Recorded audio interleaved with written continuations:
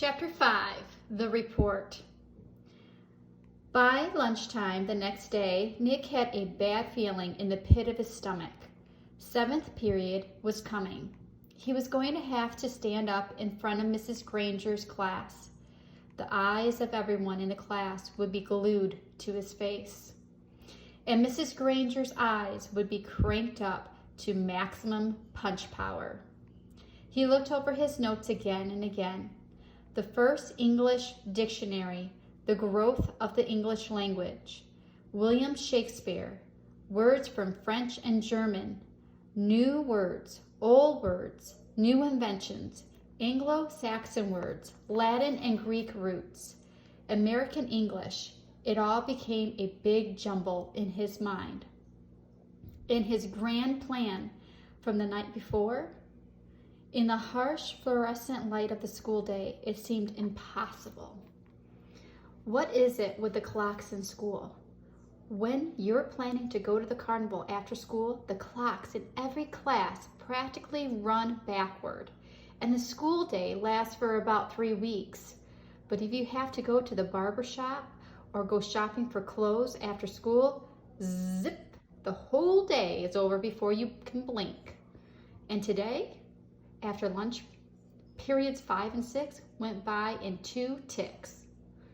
As the 7th period bell rang, Mrs. Granger walked into the classroom, took 4 steps to her desk at the side of the room, flipped open her attendance book, glanced out at the class, and made 2 little check marks. Then, looking up at Nick, she said, "I think we have a little report to begin our class today. Nicholas?" 15 seconds into 7th period, and Nick was on stage. This lady plays for keeps, thought Nick. He gulped, grabbed his crumbled note cards and his book bag, and walked to the front of the room.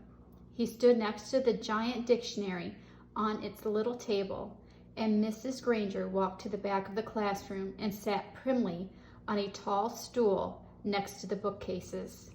She was wearing her blue uniform. Taking a deep breath, Nick began. "Well, the first thing I learned is that the first English dictionary," Mrs. Granger interrupted. "Excuse me, Nicholas, but does your report have a title?" Nick looked blankly at her. "A title? No, I didn't make a title." "Class, please remember to include a title whenever you prepare an oral or written report. Now please go on, Nicholas," and she smiled and nodded at him. Nick began again. Looking right at Mrs. Granger, he said, "The dictionary." A couple of kids thought that was funny, but Nick played it straight and just kept talking.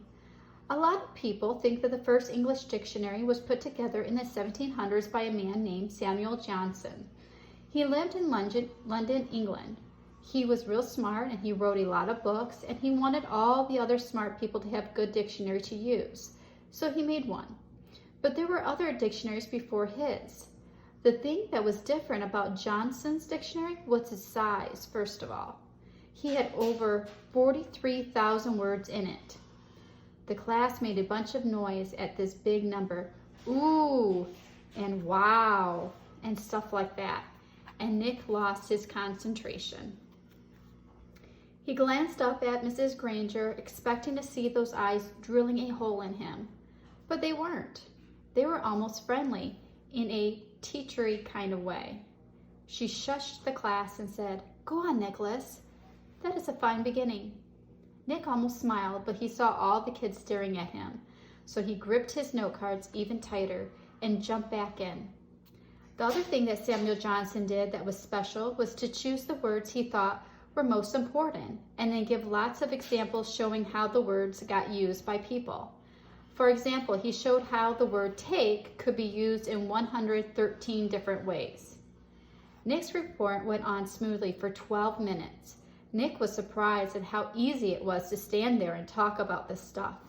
At the end of the first 5 minutes, Mrs. Granger had to stop Nick again to say, "Class, it is not good manners to yawn out loud or to put your heads down on your desk when someone is giving an oral report." No one in the class cared one little bit about the report. except Mrs. Granger. Every time Nick glanced up, she was smiling. And her eyes were not the least bit icy or sharp. She was eating this stuff up, listening and nodding, and every once in a while she would say, "Very good point," or "Yes, that's exactly right." But the next time Nick looked up, he saw Mrs. Granger sneaking a look at her watch. 18 minutes gone.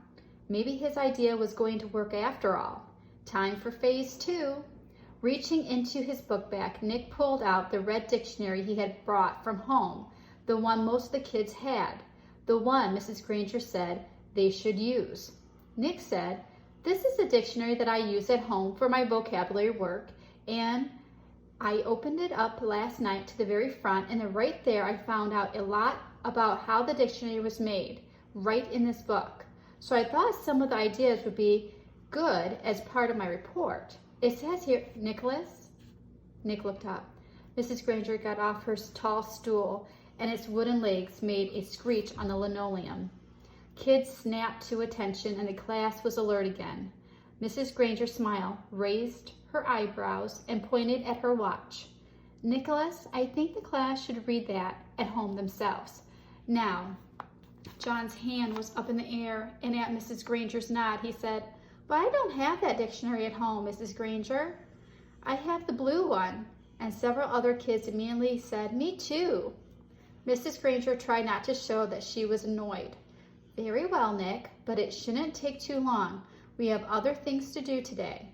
Nick kept his eyes open wide and nodded, adjusted his glasses on his nose, and began to read. Without question, this modern American dictionary is one of the most surprisingly complex and profound documents ever to be created, for it embodies unparalleled etymological detail, reflecting not only superb lexicographic scholarship, but also the dreams and speech and imaginative talents of millions of people over thousands of years. For every person who has ever spoken or written in English has had a hand in its making. It was a long article, and the kids were bored to death, but no one looked bored at all. Every kid in the room knew now that the period was more than half over, and that Nick's report wasn't just a report. It was one of the greatest time wasters he had ever invented. Mrs. Granger knew it too. She had edged around from the back of the room to the side near the windows. Nick glanced up at her now and then as he read, and each time Mrs. Granger's eyes clicked up to a new power level. After 8 minutes of Nick's best non-stop reading, her eyes were practically burning holes in the chalkboard behind him. There were only 10 minutes left in 7th period. When he took a breath to start a new paragraph, Mrs. Granger cut him off. "That's a fine place to stop, Nicholas. Class, let's all give him a round of applause for his report." The applause didn't last long. As Nick took his book back and notes and sat down, Mrs. Granger's eyes went back to almost normal, and she actually smiled at him. "Although your report was a little long," she paused to let that sink in, "it was quite a good one. And isn't it fascinating that English has more different words than any other language used anywhere in the world?" She pointed at her large dictionary. "That one book contains definitions of more than 450,000 words. Now, wasn't I right, Nicholas? All this will mean so much more since you learned about it on your own." Mrs. Granger was beaming at him. Nick sank lower in his chair. This was worse than writing the report, worse than standing up to give it. He was being treated like the teacher's pet, and he had the feeling she was doing it on purpose. His reputation was in great danger, so he launched another question. He raised his hand, and he didn't even wait for Mrs. Granger to call on him. "Yeah, but I still don't really get the idea of why words all mean different things. Like, who says that dog means the thing that goes woof and wags its tail? Who says so?" And Mrs. Granger took the bait. "Who says dog means dog? You do, Nicholas. You and I and everyone in this class, in this school, in this town, in this state, in this country. We all agree. If we lived in France, we would all agree that the right word for that hairy, four-legged creature was a different word, chien. It sounds like sheen, but it means what a dog means. to you and me. And in Germany, they say Hund and so on and all around the globe. But if all of us in this room decided to call that creature something else, and if everyone else did too, then that's what it would be called. And one day it would be written in the dictionary that way. We decide what goes in that book. And she pointed at the giant dictionary, and she looked right at Nick, and she smiled again. Then Mrs. Granger went on. But of course, that dictionary was worked on by hundreds of very smart people for many years. So as far as we are concerned, that dictionary is the law. Laws can change, of course, but only if they need to. There may be new words that need to be made, but the ones in that book have been put there for good reasons. Mrs. Granger took a look at the clock. 8 minutes left. Now then, for today you were to have done the exercising beginning on page 12 in your Words Alive book. Please get out your papers. Sarah, will you read the first sentence, identify the mistake, and then tell us how you corrected it? Mrs. Granger jammed the whole day's work into the last 8 minutes. A blur of verbs, nouns, and prepositions, and yes, there was another homework assignment. And Nick didn't try to sidetrack Mrs. G again. He had slowed her down a little, but had he stopped her? No way. She was unstoppable, at least for today.